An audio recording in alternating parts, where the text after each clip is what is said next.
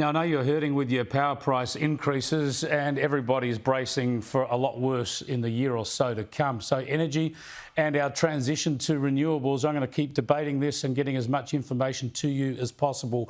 Matt Rennie is an expert in the energy transition. He provides businesses with advice on new technologies. He joins me again now from Brisbane. Good to talk to you, Matt. I want to keep this conversation going because you're in the business, you're the sort of pointy end of actually trying to help people through this, trying to find ways for businesses to, switch to renewables and all that and make money in the process. Yet we keep being told by Labor that, these power price increases are a result of not enough investment in the renewable transition.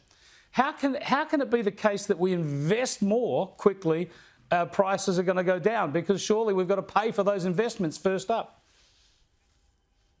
Yeah, that's right, Chris. I've never really been a proponent of an argument that prices are going to go down in the next 3 to 5 years. In fact, I think we're starting to see the first stirrings of price increases. We saw the default market offer, which is the Australian Energy Regulator's price cap, for want of a better word, go up by 16% last year. And what we can see in the futures markets at the moment for wholesale, with all the volatility we've had this year, is that I don't think we'll be going to be getting out of a price increase of something like 25% next year. Yeah, well, the government's sort of factoring in 56%, their estimates are talking about 56% power price increases overall. Do you think that's the end of it, or do you think this is going to go up by more than that over the next 2 or 3 years? Yeah, no, I think it's just the beginning. If we look at that, if we look at the next 12 months, for example, we know that the forecasts had built up an estimate of 22% next year. We're about $100 a megawatt hour in the wholesale markets. They're already between $150 to $200 an hour. So there'll be quite a large increase on the wholesale price. But the main issue really is that we're going to start seeing in the next few years the network price increases come through as the network companies start to ready themselves for electric vehicles and building what they call low voltage, larger operating envelopes to let some of the bidirectional tariffs and all the new things that are going to come in the next 10 years start to bear fruit. See, this is the talk too of all the additional investment in transmission to enable more renewable projects to come on stream. We all pay for that, right? Whoever invests in transmission, whether it's a government or private investors, they're regulated assets, they have to get a return on them, and that's always going to be taken from consumers. Yeah, that's right. The house always wins, unfortunately.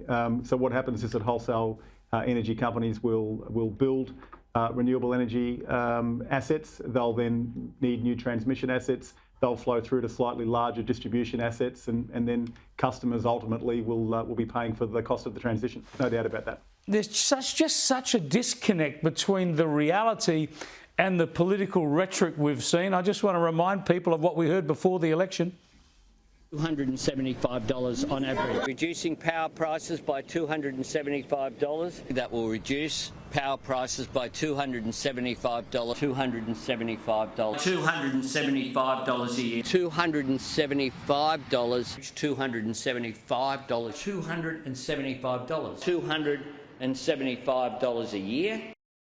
Yeah, now, Matt, clearly there is absolutely zero chance, right? Zero chance that you could sort of get back from where we are and go back to $275 a year, lower than we were at the election. Well, I can't speak for the $275 a year number, but what I can say is that the period of volatility that we had this year, the conflict overseas, the increase in coal prices certainly had an impact that nobody saw.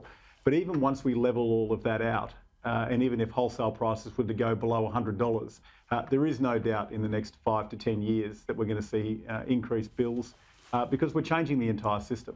We're changing the generation mix completely, and we're beginning to set up a system which can handle electric vehicles in the households and solar and batteries and completely new ways of generating power. And I'm afraid we can't sort of keep one set of costs going down and hold the other one constant. Well, just finally, because no country has successfully done this so far, shouldn't we slow down on this process and keep existing generation in place rather than rush headlong into it? I think we're a victim of our own intelligence and innovation, to be honest, Chris. I mean, part of the problem that we've had is that 1 in 4 households have got solar now, and that's really hollowed out the market for coal-fired generation. Because we're such early adopters, that's why we see all of the Teslas and these new tech companies running down here. Not only have we got the most days sunshine, we've also got early adopting consumers who are really happy to try things. And so we're really seeing the beginning here. We're at the real forefront. I do take your comment, although with a grain of salt, because a lot of them have had government subsidies to put those solar panels in, so they've been pretty wise to take them up. Thanks for joining us, Matt. I appreciate your inputs. Matt Rennie there on our energy challenge, crisis, whatever you want to call it.